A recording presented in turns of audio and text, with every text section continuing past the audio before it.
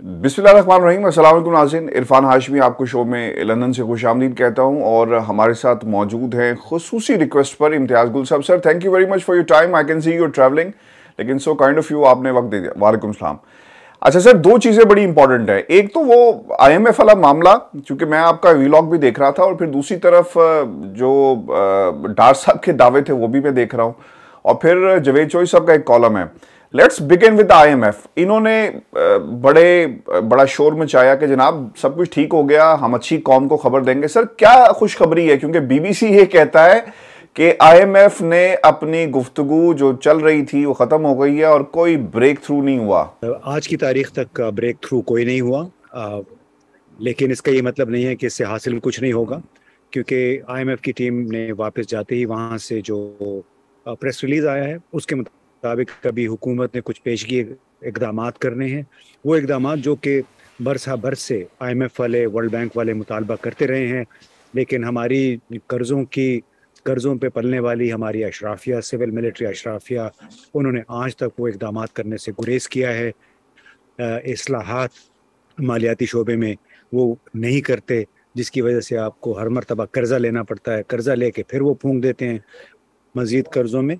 तो कुछ प्रोग्रेस हुई है, लेकिन इस मुज़ाकराती अमल के नतीजे में IMF की बोर्ड मीटिंग नहीं होनी है।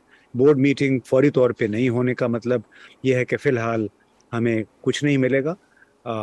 उसके लिए उन्होंने एक टास्क दे दिया है हुकूमत को कि आपने ये इकदाम हैं, ये पूरे कर लें। और वो एक बड़ा कदम जिसका पब्लिक में प्रेस रिलीज में जिक्र नहीं हुआ है, वो है कि ग्रेड 17 और उससे ऊपर के तमाम सरकारी मुलाजमीन, और तमाम से आप हमारी मुराद फौजी और सिविलियन ब्यूरोक्रेसी, उनके और उनके ख़ानदानों के असासे भी आप जाहिर करें। तमाम बैंक जहाँ जहाँ पे उनके बैंक अकाउंट्स हैं वो भी जाहिर करें, और उनके साथ बाकायदा वो डिक्लेरेशंस जाहिर करें।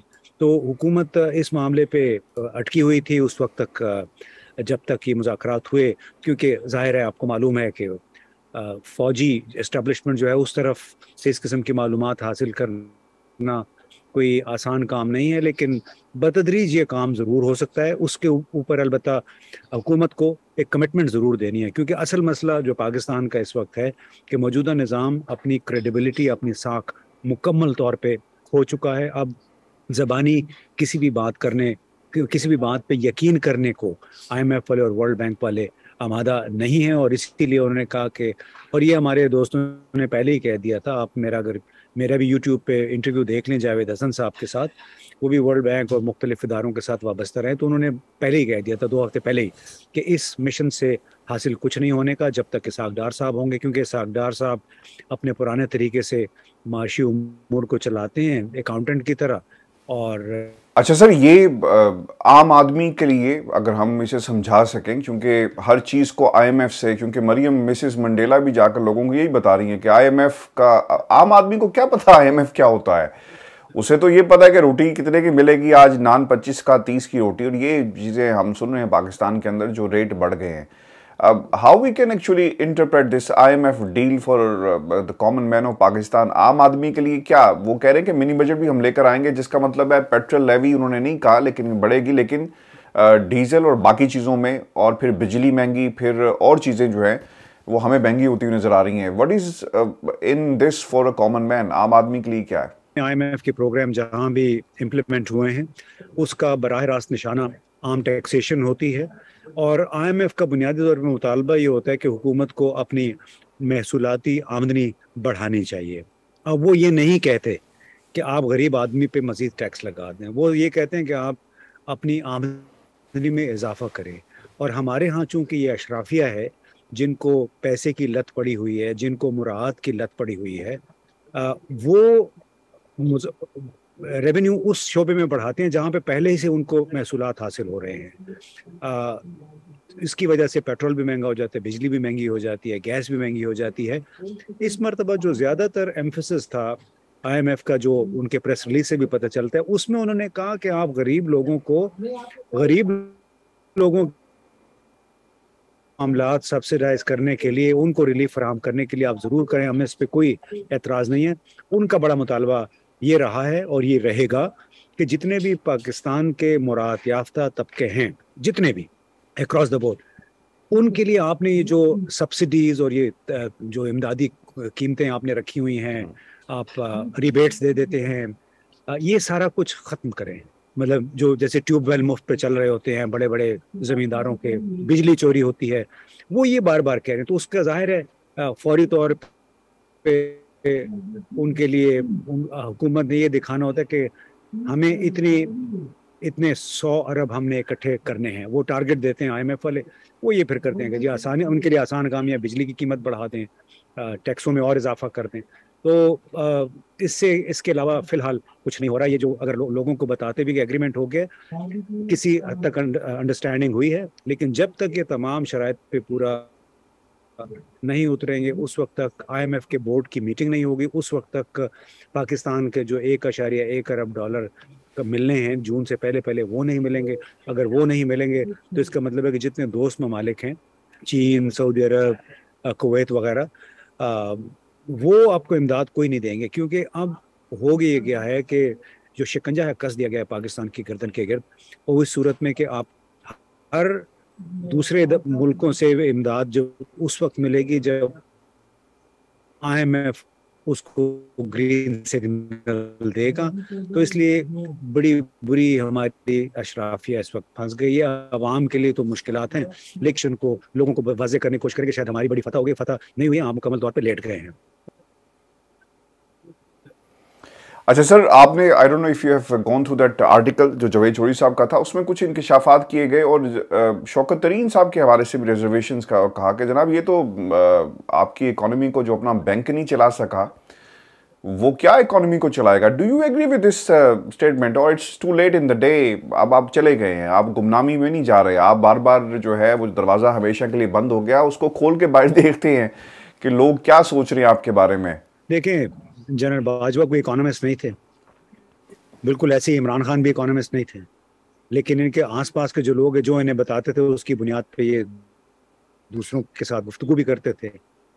تو مفتاح اسماعیل بڑے اچھے وزیر خزانہ تھے جنرل باجوہ کی نظر میں، اسحاق ڈار بہت برے تھے، اور اندازہ کریں کہ وہی بندہ پھر آپ کا وزیر خزانہ بن گیا ہے. تو یہ جو ریٹائرمنٹ کے بعد انہوں نے ابھی باتیں بتانی شروع کی ہیں لوگوں کو اپنے طریقے سے، یہ بھی ایک بڑی عظیم قسم کی بددیانتی ہے. اس لیے کہ خود اس میں انہوں نے ابھی مان لیا مثال کے طور پہ کہ ہاں جی ہم نے ان کو ہٹایا ہے کیونکہ یہ ملک کے لیے خطرناک ہو گئے تھے. تو ان سے کوئی پوچھے کہ اس کے معاملے پہ تو پھر آپ تو مان رہے ہیں کہ آپ نے ایک منتخب وزیر اعظم کو ہٹانے میں کلیدی کردار ادا کیا، لہٰذا براہ راست آرٹیکل 6 یعنی آپ نے اپنے چیف ایگزیکٹو کے خلاف ایک لحاظ سے سازش کی. ستمبر 2021 میں جب شہباز شریف کے ساتھ ان کے پہلے رابطے ہوئے، اس کے حوالے سے ان کے اوپر مقدمہ بنتا ہے. کیوں یہ تو کہتے رہے کہ ہمارا تو کوئی لینا دینا نہیں، ہم نے کچھ بھی نہیں کیا. کہتے ہیں ہمیں ہٹانا پڑے گا کیونکہ یہ ملک کے لیے خطرناک ہو گئے تھے. کوئی ان سے پوچھے کہ ایک سویلین وزیر اعظم خطرناک ہوتا ہے ملک کے لیے، یا پھر وہ پالیسیاں ہیں جو آپ نے 30-40 سال سے اختیار کر رکھی ہیں، بھلے آپ کی بدنیتی نہ ہو، لیکن ان پالیسیوں کے نتیجے میں آج پاکستان کی گردن پہ ایک شکنجہ کس دیا گیا ہے، اور وہ ان پالیسیوں کی وجہ سے جو ہم نے افغانستان، جو ہم نے بھارت کشمیر کے حوالے سے اختیار کی ہیں. اس میں کسی سویلین وزیر اعظم یا وزیر خزانہ کا قصور نہیں ہے. باقی ایک اکنامک ایڈوائزری کونسل تھی، عمران خان کی بھی تھی، ابھی بھی موجودہ حکومت نے بھی بنائی ہوئی ہے. لیکن اصل مسئلہ یہ ہوتا ہے کہ صرف وزیر خزانہ نے کام نہیں کرنا ہوتا ہے، بلکہ اس کے ارد گرد جو لوگ ہوتے ہیں انہوں نے ان کو مشورے دینے، انہوں نے پالیسیاں بنانی ہوتی ہیں. وہ اگر آپ کو مناسب مشورہ نہیں دیتے تو ظاہر ہے پھر پالیسی خراب ہوگی. لیکن یہ کہنا کہ صرف جہانگیر ترین پہ سارا کچھ ڈال دینا، تو یہ ان سے پھر پوچھیں کہ پھر اسحاق ڈار کو انہوں نے کیسے برداشت کیا؟ وہ بھی تو، اس نے بھی تو بیڑا غرق کیا ہوا تھا. تو آپ کو یہ لگتا ہے کہ یہ اسٹیبلشمنٹ جو ہے would they come back after general Bajwa to rescue him؟ کیونکہ اگر آپ آرٹیکل 6 کی بات کرتے ہیں، ہم نے دیکھا مشرف صاحب کے ساتھ جو کچھ ہوا، پھانسی کی سزا، ہائی کورٹ آ گیا، اور پھر جو کچھ ہوا. تو اگر کوئی حکومت کل کو آتی ہے، اور دیکھیں یہ ایک آرٹیکل میں لکھے گئے یہ باتیں، اب اس کی کنفرمیشن کون دے گا؟ اسے ظاہر سی بات ہے کہ یہ باتیں جنرل باجوہ نے ایک صاحب کو بتائی، انہوں نے چھاپ دی، اور اس کی بنیاد پر کیا آرٹیکل 6 کا، اور پھر کیا فوج آ کر ریسکیو کرے گی جنرل باجوہ کو؟ کیونکہ جنرل باجوہ کے بارے میں کچھ اگر آپ کہتے ہیں تو آپ کو دھر لیا جاتا ہے. یہاں پر پرانے کیسز اوپن ہوئے, عمران ریاض کے ساتھ کیا ہوا.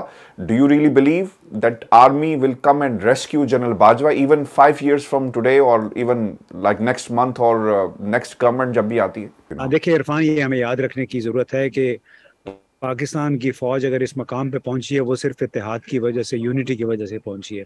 یہ ہمیشہ اکٹھے رہیں گے کیونکہ اس کے ساتھ بہت سارے معاملات جڑے ہوئے ہیں. جس طرح پرویز مشرف صاحب کو راحیل شریف نے بچایا تھا, اس طرح جنرل باجوہ کو بھی فوج. اور اب مسئلہ اصل یہ ہے کہ 2023-2024 میں معاملہ صرف آرٹیکل 6 کا نہیں رہ گیا ہے, بلکہ یہ اس فوج کی کریڈیبلٹی کا, اس کی ساکھ کا ہے. اور اس امر کا تعین کرنا ہے پوری قوم نے, اور ہوگا کہ کس نے کس وقت جھوٹ بولا. اور جنرل باجوہ نے ہمیں جو باتیں بتائیں, اب جو جاوید چودھری صاحب کو انہوں نے جو بتایا وید باجوہ کو دیکھیں, تو اس کا مطلب ہے کہ 6 سال تک وہ تمام قوم سے جھوٹ بولتے رہے, وہ اپنے دوسرے دوست ملکوں کے ساتھ بھی جھوٹ بولتے رہے. اس کا تو پھر یہ مطلب نکلتا ہے نا, یعنی کیونکہ ہمیں انہوں نے کہا تھا کہ جی ہم نے ان کو کوئی سپورٹ نہیں کیا 2018 کے الیکشن میں, لیکن ابھی وہ کہتے ہیں کہ جی ہم نے ان کو سپورٹ کیا تھا, ہماری سپورٹ کے بغیر یہ آ نہیں سکتے تھے حکومت میں. تو ابھی تو ایک لحاظ سے تمام اداروں کا امتحان ہے, فوج کا خاص طور پہ جنرل عاصم منیر کا, کہ وہ کس طرح فوج کو یہ جو بدنامی کی گرداب ہے اس میں سے کیسے نکالتے ہیں. بہترین ادارہ ہے, اس میں کسی کو شک نہیں ہے, لیکن وہ بہترین ادارہ کیا پاکستان کے لیے بھی اتنا ہی بہترین ہے, کیا اتنا ہی سچا ہے؟ یہ بہت بڑے سوالات ہیں جو کہ ابھی اٹھ رہے ہیں. تو قطع نظر اس کے کہ آرٹیکل 6 کسی پہ غداری کے الزام ہے یا قانون اپنے عہد کی خلاف ورزی کے الزام میں اس پہ کوئی آئینی قانونی کارروائی ہوتی ہے نہیں, ان کو خود ابھی ثابت کرنا ہوگا, کیونکہ عوام کا یہ اعتماد کھو چکے ہیں. چاہے وہ آپ نے دیکھا کہ شاہد خاقان عباسی, سردار مہتاب خان عباسی, دونوں نے اپنے انٹرویوز میں یہ کہا ہے کہ عدم اعتماد کی تحریک کے یہ خلاف تھے, عمران خان کے خلاف, اور یہ کہ ان کو اشارہ کہیں اور سے ملا تھا, اور یہ کہ ہمیں حکومت نے عدم اعتماد کی تحریک نہیں پیش کرنی چاہیے تھی. تو اب اگر وہ یہ باتیں کر رہے ہیں اور دونوں عملاً علیحدہ ہو چکے ہیں پارٹی سے, تو اپنے انہوں نے عہدے چھوڑ دیے ہیں, تو اگر دونوں یہ بھی کہہ رہے ہیں تو اس میں کچھ نہ کچھ تو سچائی ہوگی. تو اس سچائی کی پھر سزا کس کو ملے گی؟ عمران خان کو ملے گی, جہانگیر ترین کو ملے گی, یا پھر جنرل باجوہ کو ملے گی؟